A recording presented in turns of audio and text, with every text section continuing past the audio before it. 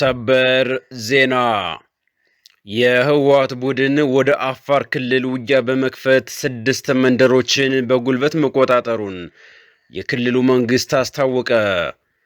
የህወሓት ቡድን ትናንት ጥቅምት 26 2018 ዓ.ም ወደ አፋር ክልል በመግባት 6 መንደሮችን በጉልበት መቆጣጠሩን የክልሉ መንግስት አስታውቋል። ቡድኑ ንጹሃንን አርብቶ አደሮችን በከባድ መሳሪያ በመደብደብ የፕሪቶሪያ ስምምነትን አፍርሷል ሲል የአፋር ክልል መንግስት ኮሚኒኬሽን ቢሮ አስታውቋል። ይህ ጉዳይ የተሰማው የጦር ኃይሎች ጠቅላይ ኤታማዦር ሹም የሆኑት ፊልድ ማርሻል ብርሃኑ ጁላ በመንግስትና በህወሓት መካከል ስላለው ወቅታዊ ሁኔታ ገለጻ ከሰጡ ከ2 ቀናት በኋላ ነው።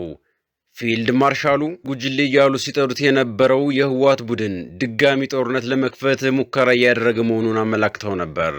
ምንም ብንታገስ ከተጠቃን እንደ ዳግማዊ ሰሜን ዕዝ ከሆነ መከላከላችን አይቀርም፣ ጦርነት እኛ ብቻ ማስቀረት አንችልም በማለት መናገራቸው አይዘነጋም።